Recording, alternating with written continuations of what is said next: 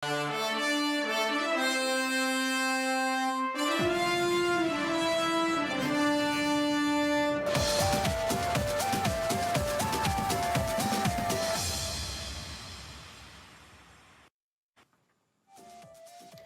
दिवसीय भारत दौरे पर दिल्ली पहुंचे राष्ट्रपति पुतिन। पीएम मोदी ने एयरपोर्ट पर गले लगाकर पुतिन का किया स्वागत। पुतिन 23वें भारत रूस समिट में लेंगे हिस्सा। भारत और रूस के बीच होंगे कई व्यापारिक सामरिक समझौते। आसिम मुनीर पाक आर्मी की सीडीएफ नियुक्त। अब आजीवन वर्दी में रहेंगे आसिम मुनीर। मुनीर की कभी नहीं होगी गिरफ्तारी। इमरान खान की पार्टी ने की सीडीएफ नियुक्ति की कड़ी आलोचना। यूपी में एसआईआर पर सुप्रीम सुनवाई। एसआईआर को लेकर दाखिल याचिका पर आज होगी सुप्रीम कोर्ट में सुनवाई। याचिका में एसआईआर के लिए 3 महीने का अतिरिक्त समय देने की मांग।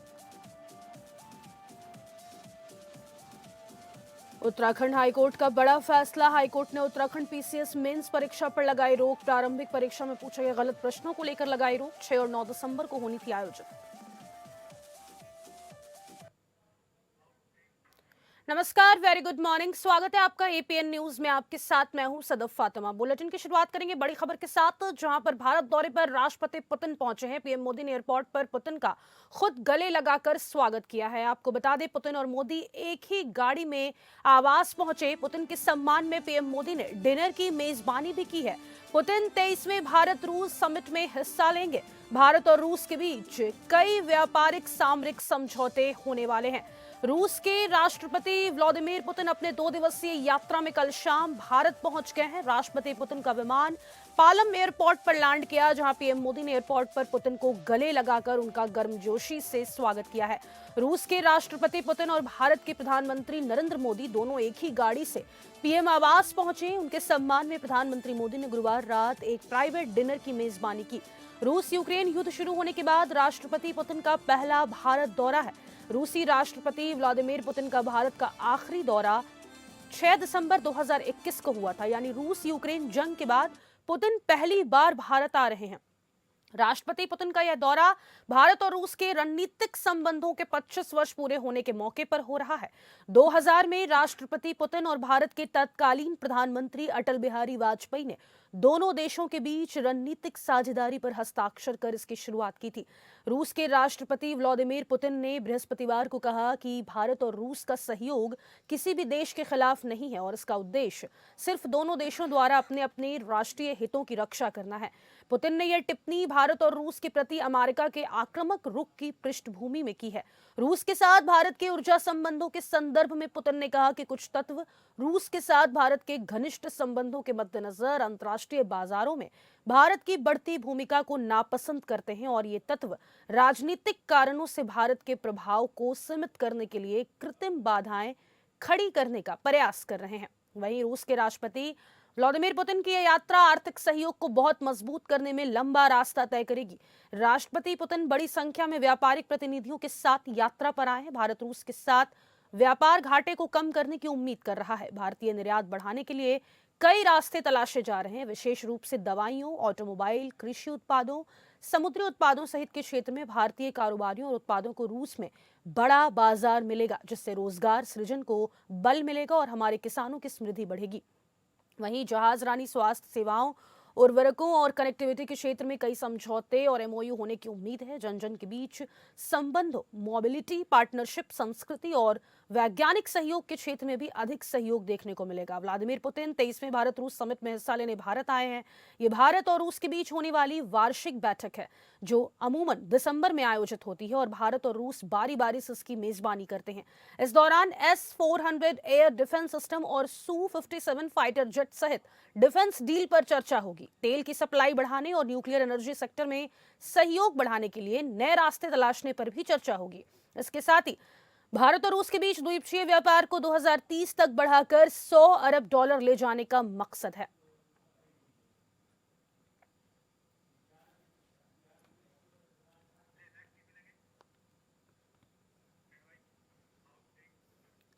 और अगली बड़ी खबर का रुख करेंगे, जहां पर मुनीर पाक आर्मी के सीडीएफ अब नियुक्त कर दिए गए हैं। आजीवन वर्दी में रहेंगे आसिम मुनीर। आसिम मुनीर की कभी भी अब गिरफ्तारी नहीं होगी। इमरान खान की पार्टी ने कड़ी आलोचना की है। पाकिस्तान के सेना प्रमुख फील्ड मार्शल आसिम मुनीर को औपचारिक रूप से नए पद चीफ ऑफ डिफेंस फोर्सेस यानी सीडीएफ नियुक्त कर दिया गया है। यह पद पिछले महीने तीनों सेनाओं, थल सेना, नौसेना और वायुसेना के बीच बेहतर समन्वय सुनिश्चित करने के उद्देश्य से बनाया गया था। प्रधानमंत्री शहबाज शरीफ के कार्यालय ने एक बयान में कहा कि मुनीर को चीफ ऑफ आर्मी स्टाफ यानी सीओएएस के साथ साथ चीफ ऑफ डिफेंस फोर्सेस नियुक्त करने का अनुरोध राष्ट्रपति आसिफ अली जरदारी को भेजा गया है, जिसे राष्ट्रपति ने मंजूरी दे दी। बयान के अनुसार यह नियुक्ति 5 वर्षों की अवधि के लिए होगी। इसके साथ ही प्रधानमंत्री ने वायुसेना प्रमुख air chief marshal Zaheer Ahmed Babar को 2 वर्ष का विस्तार भी प्रदान किया है। पिछले महीने संसद द्वारा पारित नए कानून के अनुसार मुनीर आजीवन वर्दी में रहेंगे और उन्हें गिरफ्तारी से पूर्ण प्रतिरक्षा यानी इम्यूनिटी प्राप्त होगी। इसी प्रावधान को लेकर विपक्ष, विशेष रूप से जेल में बंद पूर्व प्रधानमंत्री इमरान खान की पार्टी ने कड़ी आलोचना की है। उनका कहना है कि इतने व्यापक अधिकार और सुरक्षा देना लोकतांत्रिक ढांचे को कमजोर करता है।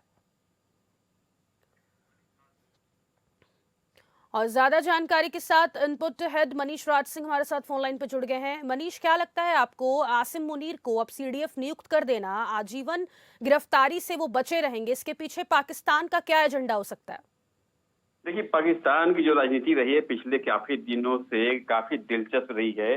पिछले दिनों जब खबर आई थी कि पाकिस्तान के वजीर आजम आसिम मुनीर को सीडीएफ नियुक्त करने से हिचक रहे हैं और इसकी नोटिफिकेशन जारी करने से पहले वो लंदन के लिए निकल गए थे, लेकिन मुझे लगता है कि आसिम मुनीर का दबाव काम आया है और लंदन से लौटने के बाद आला अधिकारियों और आला अपने नेताओं के साथ विचार करके जो वजीर आजम है उन्होंने आसिम मुनीर को सीडीएफ नियुक्त करने का नोटिफिकेशन जारी किया है और जिसे राष्ट्रपति से भी मंजूरी मिल गई है। इसमें सबसे बड़ी बात यह है कि आसिम मुनीर को चीफ ऑफ आर्मी स्टाफ के साथ साथ चीफ ऑफ डिफेंस फोर्सेस नियुक्त करने का अनुरोध राष्ट्रपति आसिफ अली जरदारी को भेजा गया था, जिसको मंजूरी मिल गई है और यह नियुक्ति इनकी 5 वर्षों की होगी। और इसमें मैं आपको बता दूं कि एक विशेष प्रावधान है कि आसिम मुनीर आजीवन वर्दी में रहेंगे और उन्हें कभी भी गिरफ्तारी से पूर्ण प्रतिरक्षा यानी इम्यूनिटी प्राप्त होगी। इसी प्रावधान को लेकर पाकिस्तान का तमाम विपक्ष एक तरह से विरोध दर्ज कर रहा है। विशेष रूप से जेल में बंद प्रधानमंत्री इमरान खान की पार्टी ने इसकी कड़ी आलोचना की है। उनका कहना है कि इतने व्यापक अधिकार किसी सैनिक सुरक्षा को लेकर के या सैनिक वर्दी में किसी व्यक्ति को देने से लोकतांत्रिक ढांचे को कमजोर करना है और यह बिल्कुल नहीं होना चाहिए। ठीक है, बहुत शुक्रिया आपको तमाम जानकारी साझा करने के लिए। तो ये बड़ी खबर है पाकिस्तान से, जहां पर अब आसिम मुनीर को सीडीएफ नियुक्त कर दिया गया है।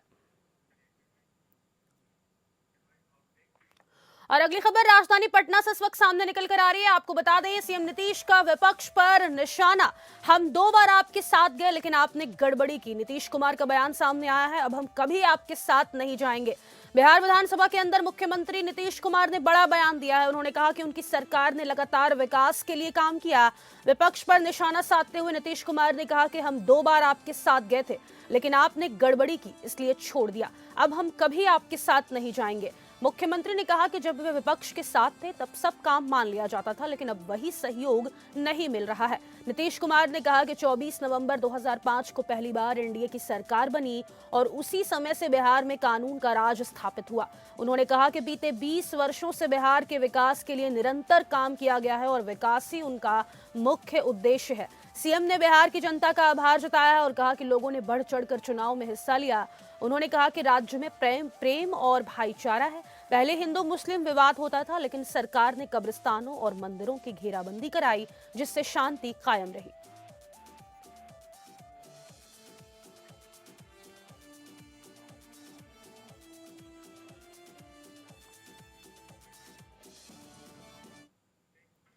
और अगली बड़ी खबर झारखंड के देवघर से इस वक्त सामने निकल कर आ रही है, जहां पर बीजेपी के राष्ट्रीय अध्यक्ष जेपी नड्डा का आज झारखंड दौरा रहने वाला है।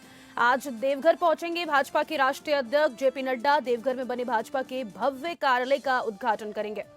देवघर जिले के चितलोड़िया स्थित ठाड़ी में बने भारतीय जनता पार्टी के भव्य कार्यालय के उद्घाटन कार्यक्रम में पार्टी के राष्ट्रीय अध्यक्ष सह केंद्रीय स्वास्थ्य मंत्री जेपी नड्डा शामिल होंगे। आज शाम राष्ट्रीय अध्यक्ष जेपी नड्डा देवघर पहुंचेंगे और 6 दिसंबर को पार्टी कार्यालय का उद्घाटन करेंगे। 6 दिसंबर को संथाल परगना के कार्यकर्ताओं को भी राष्ट्रीय अध्यक्ष जेपी नड्डा संबोधित करने वाले हैं। राष्ट्रीय अध्यक्ष के आने से पहले देवघर में जिला प्रशासन और भाजपा के वरिष्ठ पदाधिकारियों की तैयारियां अब जोरों पर है। पार्टी के कार्यकर्ता इस भवन के बनने से काफी ज्यादा खुश और उत्साहित हैं। बीजेपी नेताओं से मिली जानकारी के अनुसार इस कार्यक्रम में झारखंड के कई पूर्व मुख्यमंत्री शामिल होंगे, जिनमें बाबूलाल मरांडी, अर्जुन मुंडा और चंपई सोरेन सहित कई गणमान्य नेता भी मौजूद रहने वाले हैं। जेपी नड्डा के आगमन को लेकर जिले में सुरक्षा के भी पुख्ता इंतजाम अब कर दिए गए हैं। पार्टी कार्यालय बनने से देवघर के कार्यकर्ताओं के साथ साथ संथाल क्षेत्र के हजारों कार्यकर्ताओं को बैठक और किसी भी प्रकार की राजनीतिक कार्यक्रम के लिए जगह ढूंढने की जरूरत नहीं पड़ेगी। देवघर जिले में बने बीजेपी का भव्य कार्यालय पूरे संथाल के हजारों कार्यकर्ताओं को एक दूसरे से बांध कर रखेगा।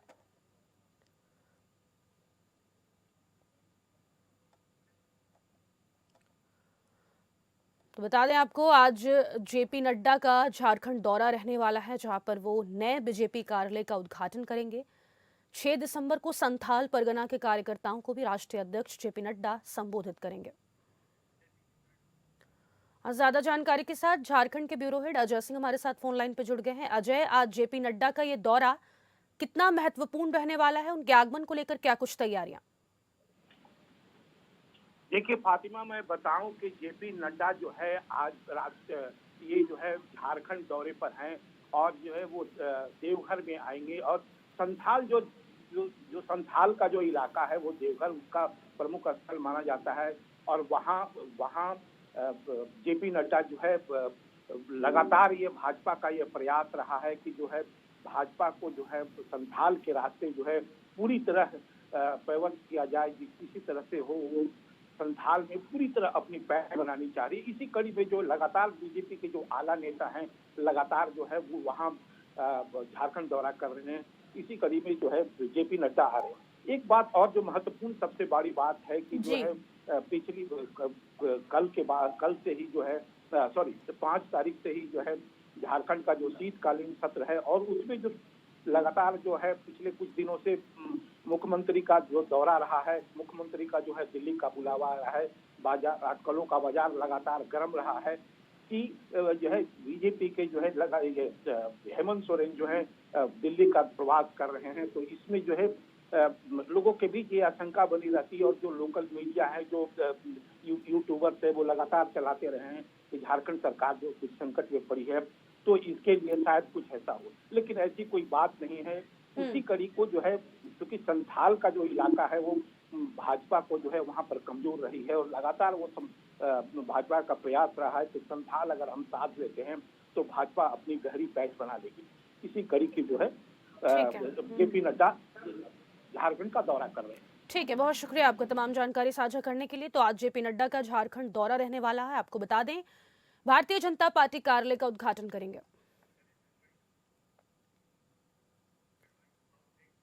और अगली बड़ी खबर का रुख करेंगे, जहां पर यूपी में एसआईआर पर सुप्रीम सुनवाई होनी है। एसआईआर को लेकर दाखिल याचिका पर आज सुनवाई होगी। याचिका में एसआईआर के लिए 3 महीने का अतिरिक्त समय देने की मांग की गई है। याचिका पर सुप्रीम कोर्ट आज सुनवाई करेगा। उत्तर प्रदेश में चल रही वोटर सूची की एसआईआर प्रक्रिया को लेकर दाखिल याचिका पर आज सुप्रीम कोर्ट सुनवाई करेगा। सुप्रीम कोर्ट में दाखिल इस याचिका में एसआईआर के लिए 3 महीने का अतिरिक्त समय देने की मांग की गई है। भारतीय किसान यूनियन यानी BKU आजाद ट्रस्ट की ओर से दायर याचिका में कहा गया है कि यूपी में 4 हफ्ते में एसआईआर कराना प्रशासनिक रूप से असंभव है। 15.35 करोड़ मतदाताओं वाले राज्य में एसआईआर के लिए इतना कम समय देने के चलते बड़े पैमाने पर लोगों के नाम कट जाने का खतरा है।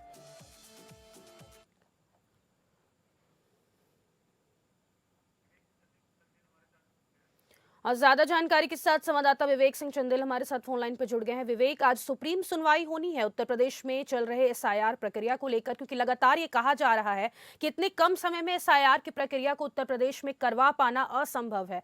इसको लेकर सुप्रीम कोर्ट आज क्या रुख अपना सकता है? दरअसल आजाद ट्रस्ट की तरफ से ये कहा गया है कि यूपी में इलेक्शन अभी होने नहीं है, इलेक्शन में बहुत लंबा समय है। ऐसे में जो एसआईआर के लिए समय है उसको कुछ और समय बढ़ाया जा सकता है, क्योंकि अगर ऐसा नहीं किया जाता है तो जो डिक्लेरेशन फॉर्म है उसको भरे जाने के बाद भी जब समय नहीं दिया जाएगा तो कुछ ऐसे लोग हैं जिनके पास इन्विटेशन फॉर्म भरने के बाद जो डिटेल्स हैं उसकी अपील नहीं कर पाएंगे और हो सकता है कि उनके नाम कट जाएं। तो इतनी जल्दी नहीं है, इस वजह से आजाद तर्ज का ये कहना है कि उनको 3 महीने का एक्सटेंशन दिया जाए। और उन्होंने स्पष्ट इस बात को कहा है कि जो चुनाव से पहले जो आयोग की समय सीमा बढ़ाने के लिए मांग की गई थी, उसके लिए हमने उसका प्रस्ताव भेजा था, लेकिन उनकी तरफ से कोई कार्रवाई नहीं की गई। इसकी वजह से हमने जो है सुप्रीम कोर्ट का रुख किया। उन्होंने कहा कि 4 हफ्ते में जो एसआईआर का प्रशासनिक रूप से प्रस्तावित किया गया है, यह असंभव है।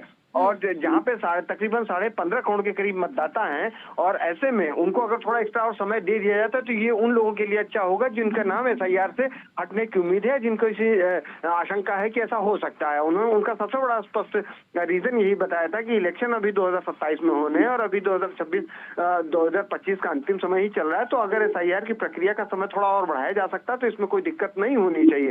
हालांकि अब सुप्रीम कोर्ट के सामने सवाल ये होगा कि क्या सुप्रीम कोर्ट, क्योंकि जो इलेक्शन कमीशन का प्रोसेस है उस प्रोसेस को हॉल्ट करना या एक्सटेंड करना वो तब तक इतना जरूरी नहीं हो जाता जब तक कि कोई ऐसी सिचुएशन ना आ जाए। लेकिन जो एक वैलिड सवाल इनकी तरफ से है कि क्योंकि यहाँ पे जो 15.5 करोड़ से ज्यादा मतदाता है, उनकी संख्या बहुत ज्यादा है और 4 हफ्ता अगर एक्सटेंड कर दिया तो इससे कुछ जाएगा नहीं और इसके प्रोसेस में समय भी बहुत ज्यादा लग सकता है। ऐसे में सुप्रीम कोर्ट इस पर विचार कर सकता है, लेकिन अब देखना होगा कि क्या इलेक्शन कमीशन इसमें जवाब देता है और ये कहता है कि जो स्टेट मशीनरी है उसकी तरफ से उसको एडिक्वेट जो बीएलओज और कर्मचारी उपलब्ध कराए जा रहे हैं जिससे वो तय समय सीमा के अंदर वो जो एसआईआर की प्रक्रिया को पूरी कर सकती है। तो उम्मीद नहीं है कि सुप्रीम कोर्ट ऐसा कुछ आदेश जारी करेगा, लेकिन एसआईआर से जुड़े मुद्दों पर सुनवाई हो रही तो हो सकता है सुप्रीम कोर्ट इस मामले को भी उससे टैग कर दे और सुनवाई के लिए कंसिडर करे। जी। और विवेक, जिस तरीके से लगातार कहा जा रहा था कि उत्तर प्रदेश से खबरें भी सामने निकल कर आ रही थी कि बीएलओज की मौत हो रही है, लगातार वर्क प्रेशर उन पर ज्यादा है, उसको लेकर भी कोई याचिका दायर की गई है क्या सुप्रीम कोर्ट में?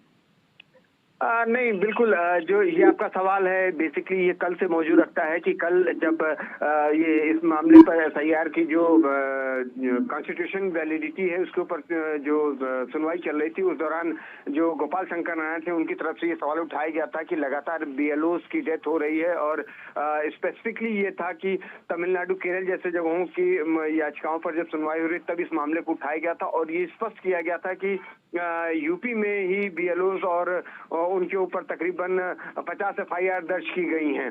तो जो ये गोपाल शंकर नारायण थे उनकी तरफ से ये कहा गया कि चूंकि बीएलओज के ऊपर बहुत ज्यादा प्रेशर है और इसकी वजह से वो सुसाइड कर रहे हैं और उनकी मौत हो जा रही है, तो ऐसे में इलेक्शन कमीशन को उनके लिए कुछ मुआवजे का एक पैमाना तय करना चाहिए और दिया जाना चाहिए।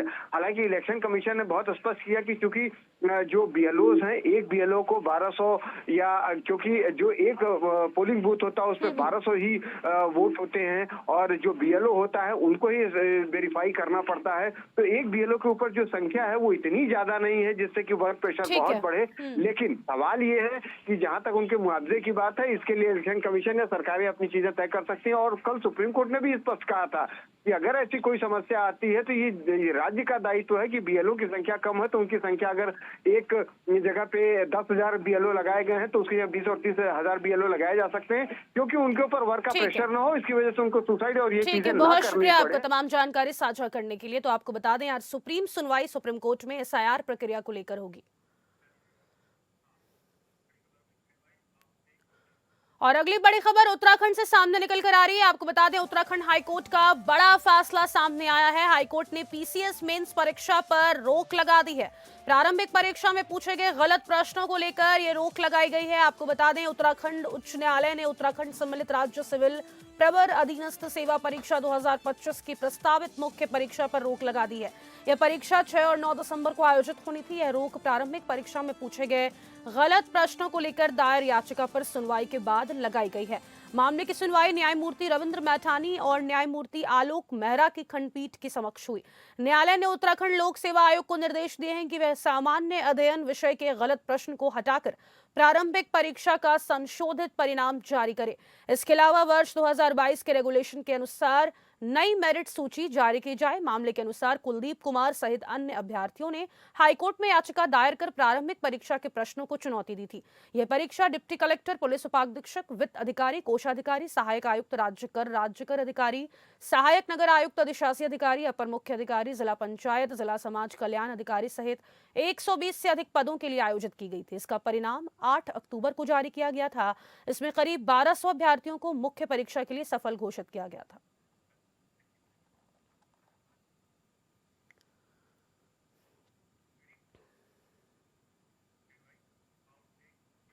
और अगली बड़ी खबर आजम खान से जुड़ी इस वक्त की सामने आ रही है। आपको बता दें, अब्दुल्ला के 2 पासपोर्ट मामले में आज फैसला आएगा। 2 पैन कार्ड और 2 जन्म प्रमाण पत्र में पहले ही सजा हो चुकी है। 2 पैन कार्ड मामले में आजम खान और अब्दुल्ला अभी जेल में बंद है। सपा नेता आजम खान व उनके परिवार पर 2 जन्म प्रमाण पत्र और 2 पैन कार्ड के बाद अब 2 पासपोर्ट के मामले पर लोगों की नजर है। इस मामले में सुनवाई पूरी हो चुकी है और न्यायालय ने फैसला सुरक्षित कर लिया है। आज फैसला सुनाया जाएगा। पासपोर्ट के मामले में अब्दुल्ला अकेले आरोपित हैं। इससे पहले 2 जन्म प्रमाण पत्र में आजम खान, उनकी पत्नी और अब्दुल्ला को सजा हुई थी, जबकि 2 पैन कार्ड मामले में आजम खान और अब्दुल्ला को सजा हुई थी। 2 पैन कार्ड मामले में आजम खान और अब्दुल्ला जेल में बंद हैं। सपा नेता आजम खान के बेटे अब्दुल्ला का राजनीतिक जीवन शुरू होते ही विवादों में घिर गया। वे 2 बार विधायक बने, लेकिन दोनों बार विधायकी चली गई। वर्ष 2017 में राजनीति में कदम रखने के बाद वे ज्यादा दिन सत्ता का सुख हासिल नहीं कर पाए। अब तक 3 मुकदमों में सजा हो चुकी है। 2 जन्म प्रमाण पत्र मामले में 17 माह जेल में भी बिताने पड़े। ज्यादा जानकारी के साथ संवाददाता मुजस्सिम खान हमारे साथ फोन लाइन पे जुड़ गए। मुजस्सिम, क्या लग रहा है आपको, आज 2 पासपोर्ट मामले में फैसला सुनाएगा ये हाई कोर्ट, क्या लगता है आपको आजम खान और अब्दुल्ला खान को कोई राहत मिल सकती है? फातिमा, जिस तरीके से आजम खान और उनके बेटे अब्दुल्ला आजम का मामला है, वो कहीं ना कहीं आज का दिन उनकी सियासत के लिए और बड़ा दिन होने वाला है। हालांकि ये बात अलग है कि वो 17 अक्टूबर से रामपुर की जेल में बंद हैं। 2 पैन कार्ड मामले में उनको सजा हो चुकी है। अब एक बार फिर से जो पासपोर्ट का मामला है वो सामने है और उसके बाद कोर्ट आज कुछ ना कुछ उसमें फैसला सुना सकता है। हालांकि जिस तरीके से 2 पैन कार्ड और 2 जन्म तिथि का जो प्रकरण है, उसी में से ये जुड़ा हुआ मामला माना जा रहा है। इसमें जो इनका अब्दुल्ला का जो एक पैन कार्ड था, उसमें जिस तरीके से फैसला सुनाया गया, अब उसके बाद पासपोर्ट है, तो उसमें जो पहला पासपोर्ट जो बताया जा रहा है, उसमें 1 जनवरी 1993 डेट ऑफ बर्थ दर्ज है, जबकि दूसरा जो इनका पासपोर्ट था अब्दुल्ला आजम का, उसमें 30 सितंबर 1990 दर्शाई गई है। ये वर्ष 2019 में भारतीय जनता पार्टी के शहर विधायक आकाश सक्सेना की ओर से दर्ज कराया गया था। ये मामला सिविल लाइन थाने में दर्ज हुआ था और इसमें बहुत बड़ी जो कार्रवाई कहीं ना कहीं कोर्ट में देखने को मिल सकती है। जिस तरीके से 2 जन्म प्रमाण पत्र का मामला सामने आया और 2 पासपोर्ट का मामला भी उसी तरीके से। ठीक है, बहुत शुक्रिया आपका तमाम जानकारी साझा करने के लिए।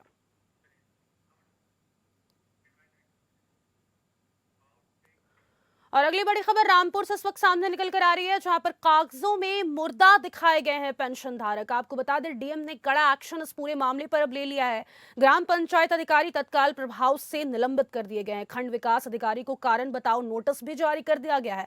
जिंदगी बड़ी कीमती है, यह बात तो हर इंसान जानता है, लेकिन कुछ लोग हकीकत में जीवित रहने के बाद भी कागजों में मुर्दा घोषित हो जाते हैं। कुछ इसी तरह की बानगी की एक तस्वीर रामपुर में भी देखने को मिली है। यहाँ पर सरकारी अमले की एक बड़ी लापरवाही सामने आई है, जिसमें 2 जीवित शख्सों को मृत घोषित कर दिया गया। इसके बाद दोनों अपनी पेंशन से हाथ धो बैठे। फिलहाल डीएम अजय कुमार द्विवेदी ने इसे बड़ी लापरवाही मानते हुए जांच के बाद ग्राम पंचायत अधिकारी मोहसिन को सस्पेंड कर दिया है। रामपुर जनपद के मिलक विकासखंड अंतर्गत ग्राम रहसेना निवासी शमीम और अमीर अहमद जिलाधिकारी अजय कुमार द्विवेदी के दरबार में बतौर फरियादी हाजिर हुए, जहां पर उन्होंने अपनी फरियाद डीएम के सामने रखी तो वह भी उनकी बात सुनकर सन्न रह गए। दरअसल अमीर अहमद वृद्धावस्था और शमीम विकलांग पेंशन प्राप्त कर रहे थे, लेकिन उन्हें कागजों से मृत दर्शा दिया गया, जिसके चलते उनकी पेंशन कट गई। जब दोनों ही व्यक्तियों ने अपनी फरियाद जिलाधिकारी को सुनाई तो डीएम तत्काल एक्शन मोड में आ गए और जिसका नतीजा यह निकला कि इस पूरे प्रकरण में प्रथम दृश्यता ग्राम पंचायत अधिकारी मोहसिन को तत्काल प्रभाव से निलंबित कर दिया। वहीं खंड विकास अधिकारी को कारण बताओ नोटिस भी जारी किया है। वहीं उन्होंने दोनों ही पत्रों को तत्काल पेंशन जारी करने के निर्देश दिए हैं। डीएम अजय कुमार द्विवेदी के इस कदम की जहां कुछ लोग सराहना करते हुए नजर आ रहे हैं, वहीं इस प्रकरण में लापरवाही बार रखने वाले सरकारी अमल के कुछ कर्मियों के होश फाख्ता हो चुके हैं।